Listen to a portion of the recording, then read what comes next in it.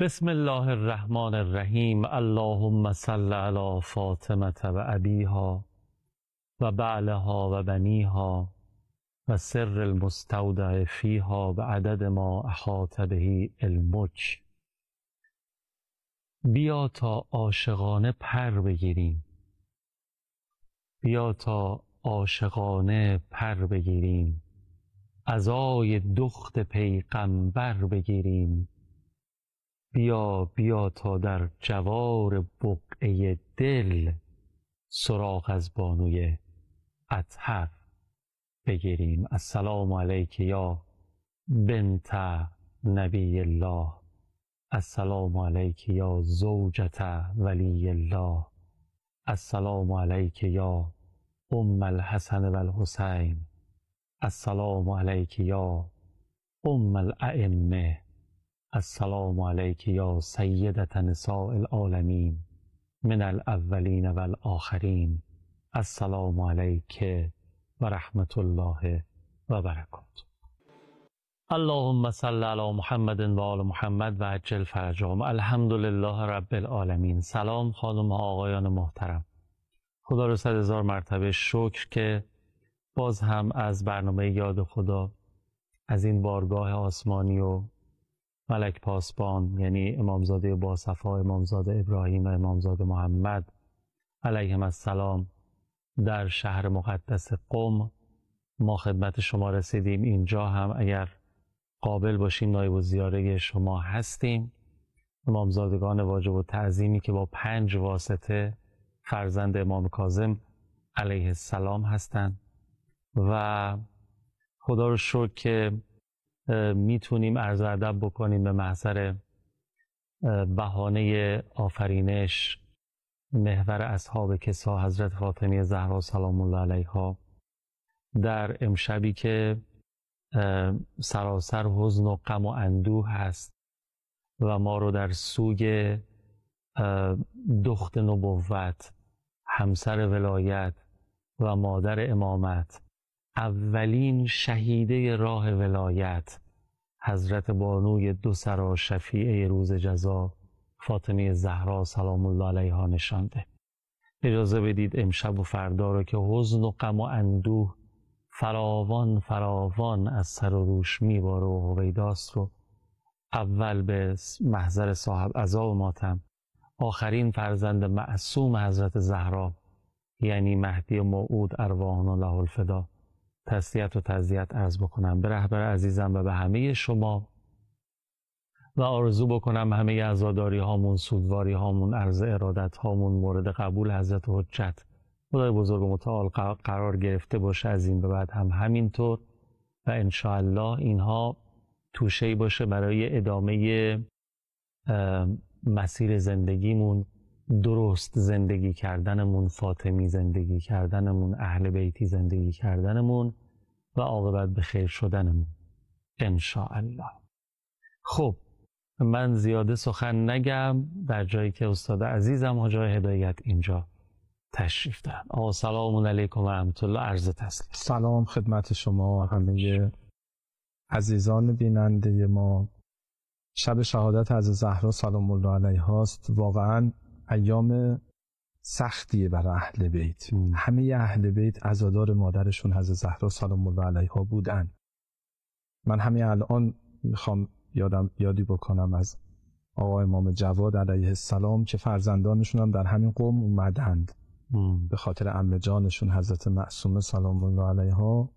ایشون رسید خدمت امام رضا علیه السلام، مقداری به آسمان نگاه کرد، به زمین نگاه کردن این وجود مبارک و بعد امام رضا علیه السلام نگران انگار شدن، فرمودن که به ابی انت و امی فلما طال فکرک، پسرکم پدر و مادرم فدای تو بشه، بعد چی فکر میکنی؟ حضرت فرمودن که فیما صنع بامی فاطمه، به اون مصیبتی که برای مادرم فاطمه زهرا سلام الله علیها اتفاق افتاد. و بعدش امام جواد از انتقام صحبت کردن. یعنی خیلی عجیبه که همه اهل بیت آرزوی انتقام حضرت زهرا سلام الله علیها از دشمنانشون رو دارن. و یکی از این منتقمین خود امام زمان علیه السلام هستش. انشاءالله با نابودی این جبهه باطلی که الان باهاش رو در رو هستیم، ظهور حضرت محقق بشه و انتقام خون امام حسین و مادرشون فاطمه زهرا هم گرفته بشه انشاءالله. الهی آمین. انشاءالله انشاءالله انشاءالله که این اتفاق مبارک همان برای هممون بیفته، به برکت فاطمی زیستنمون، دقیقاً به برکت تو تیم حضرت زهرا بودن. به تعبیر شما تو برنامه دیروز فرمودین که از راه در واقع مسیر شناخت به دست میاد، شناخت امام معصوم، شناخت مسیر درست از طریق قرآن، آیات، روایات و زیارات که فرمودین و رسیدین به یک زیارت مختصر و مفید که در بین همه معصومین ذوات مقدسه حضرت زهرا زیارتشون هم کمه به لحاظ تعداد و به لحاظ تعداد کلمات و اینها. همین زیارتی که فرمودین شروع کردیم یا ممتحنت ممتحنک الله الذی، این فرازهای کوتاهی داره و در عین حال عظمت شخصیت از زهرا یه چیز عجیب و غریبی است. اینا رو که کنار هم میذاریم، نمیدونم، من خودم به دلم یه وقتا یه چیزایی میفته. اینکه امام صادق حضرت رو تشبیه به لیلة القدر میکنن، عظمت شب قدر میدونیم با اون طول و عرض و کیفیت و کمیتش از یه طرف، که خداوند هم در قرآن میگن و ما ادراک ما لیلة القدر، و مخفی بودن شب قدر، عظمت حضرت زهرا، مخفی بودن قدرشون، مخفی بودن قبرشون و اینها. حالا تو زیارت هم انگار یه خاص بودنی باید باشه. خلاصه نمیدونم، حالا یکی از موارد خاص بودن این زیارت اینه که همه زیارتنامه‌ها رو گفتیم با سلام شروع میشه. این زیارتنامه سلام آره اینم یا ممتحنه. آره 2 بار خدا توی قرآن کلمه علی و عظیم رو با هم ترکیب کرده. یکی در سوره بقره آیت الکرسی ولا یعوده حفظهما و هو العلی العظیم، یه بارم در آیه 4 سوره شورا له ملک السماوات و الارض و هو العلی العظیم. مظهر علو و برتری خدا روی زمین امیرالمؤمنین علی علیه السلامه و مظهر عظمت خدا روی زمین، اگه کسی بخواد عظمت خدا رو مشاهده بکنه، حضرت زهرا سلام الله علیها است. این از کجا میگم؟ یه کتابی هست به نام علل الشرایع. اونجا چراهاست. ما بچه بودیم یه کتابی داشتیم به نام چراها که اصلا سوالاتی که بچه‌ها میپرسن، چند جلد کتاب بود، سوالاتی که درباره دین از اهل بیت سوال کردن شد علل الشرایع. آره مال مرحوم صدوقه. یکی از اون چراهایی که از اهل بیت سوال کردن این بود: لما سمیت زهرا و زهرا، چرا حضرت زهرا رو زهرا نامیدن؟ امام صادق علیه السلام فرمودن لأن الله خلقها من نور عظمته، چون خدا حضرت زهرا رو با نور عظمت خودش آفرید. یعنی وقتی خدا میخواد عظمت خودش رو روی زمین نشون بده، به واسطه دختر پیغمبر نشون میده. وقت اسم علی خدا با اسم عظیم توی قرآن با هم ترکیب شدن، توی زمین هم با هم ازدواج کردن. فهمیدیم؟ مرج البحرین یلتقیان یخرج منهما اللؤلؤ والمرجان. امام حسن، امام حسین، اهل بیت و همین امامزاده های عزیزی که الان خدمتشون هست، ستاره های درخشان، شاه ابراهیم که الان خدمتشون هستیم، حضرت جانمون موسی مبرقه، در همین قم و در همه شهرستان و در همه دنیا. توجه شدید؟ الحمدلله. و وجود شما سادات عزیز، اینا همه لؤلؤ و مرجانی هستند که از وجود مبارک این 2 تا بزرگوار صادر شده. الحمدلله. عظمت از زهرا قابل بیان نیست و ما ادراک ما لیلة القدر، هیچ کس نمیتونه بیان بکنه. بعضی میگن علت این که فاطمه زهرا رو فاطمه نامیدن لأن الخلق فتموا عن معرفتها، کسی نمیتونه معرفت واقعی حضرت برسه. و علی معرفتها دارت القرون الاولی، امتحان نبوت همه 124,000 پیغمبر وجود نازنین حضرت زهرا سلام الله علیها است. علی معرفتها یعنی بنابر درجات معرفت نسبت به حضرت زهرا درجه نبوت میگرفتن.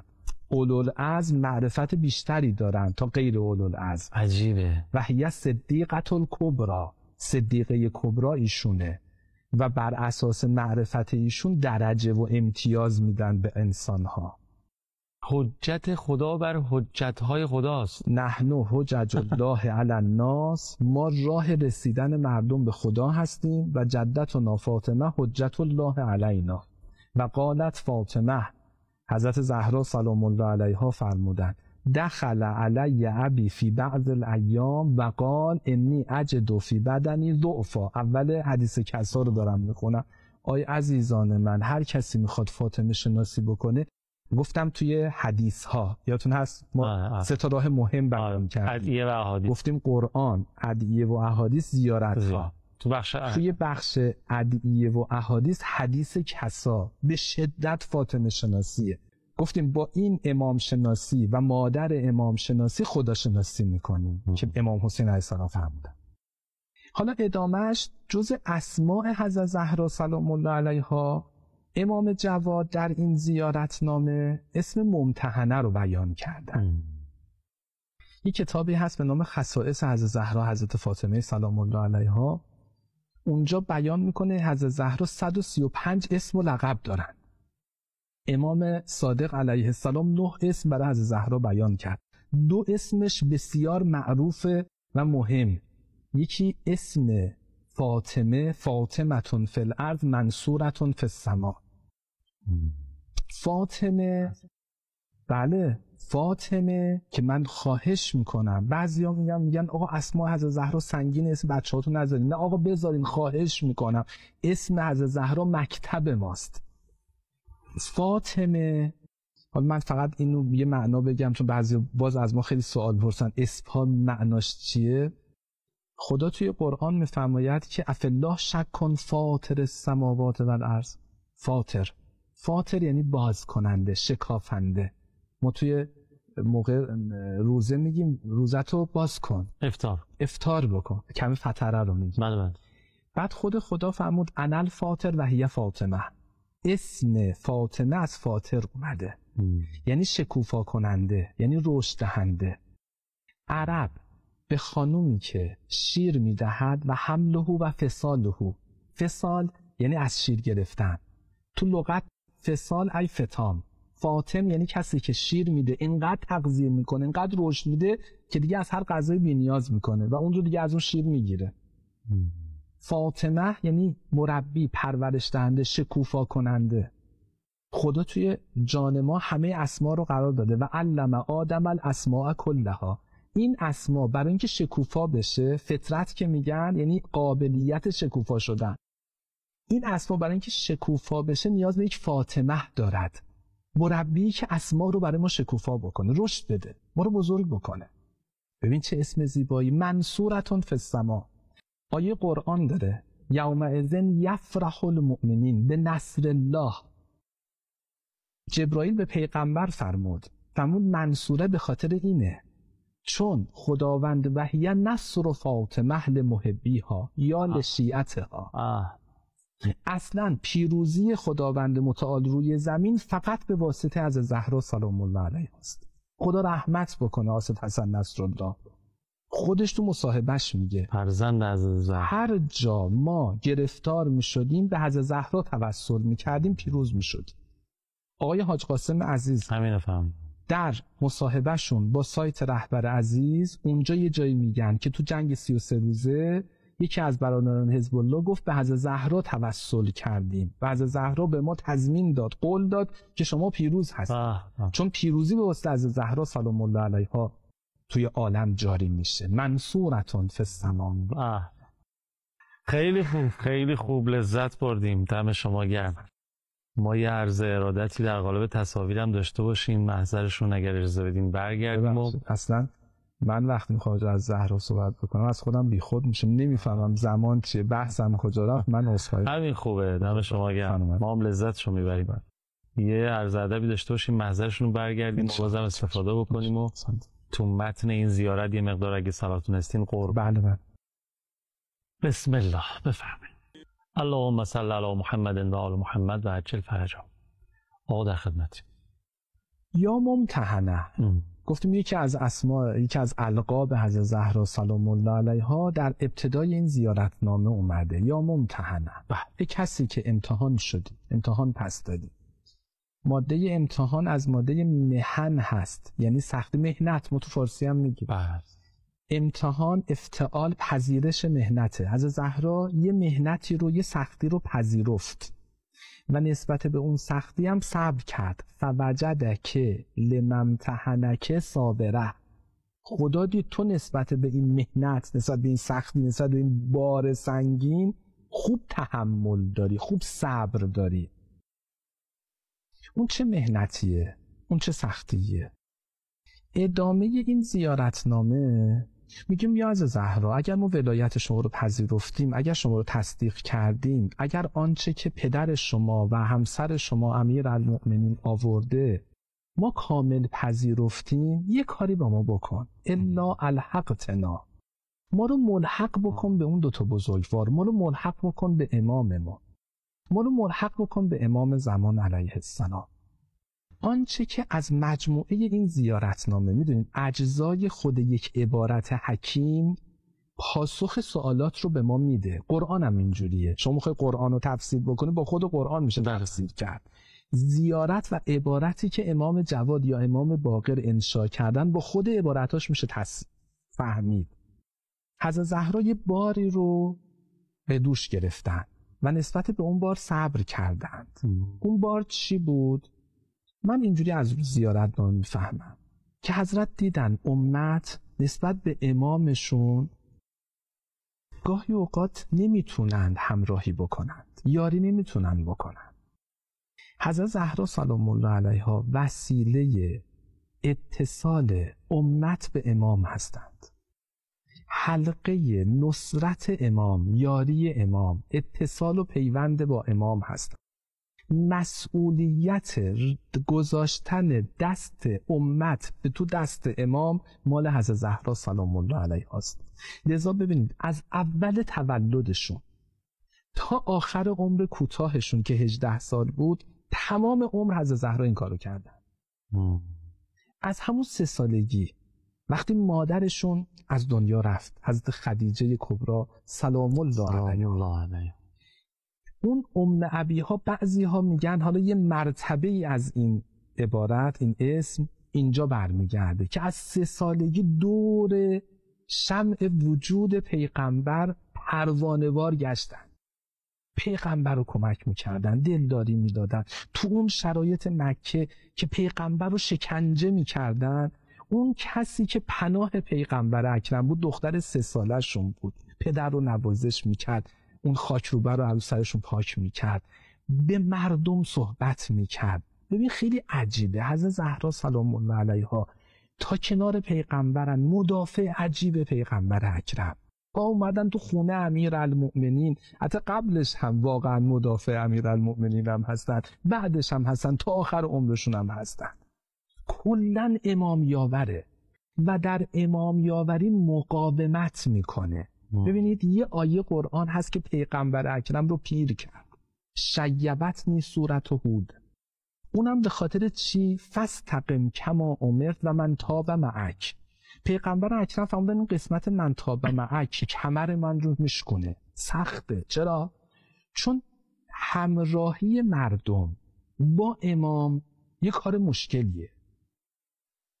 چه کسی نیاز به یه واسطه داره، نیاز به یه مربی داره، نیاز به یه کسی داره که مردم به امام وصل بکنه. این یه شمعیه به نام حضرت زهرا که خودش سوخت برای اتصال مردم به امام. قبل ان یخلقک، این امتحان رو، یعنی من اینجوری میگم، خدا صحنه رو به حضرت زهرا نشون داد و حضرت زهرا رو مأمور کرد برای اینکه مردم رو برسونه به امام، مردم تو این راه استقامت بکنن، مقاومت بکنن. قبل ان یخلقک تو دعای ندبه اومده. ببینید تو دعای ندبه عبارت رو اینه: بعد ان شرطت علیهم الزهد فی درجات هذه الدنیا الدنیه فشرطوا لک ذلک و علمت منهم الوفا فقبلتهم و قربتهم.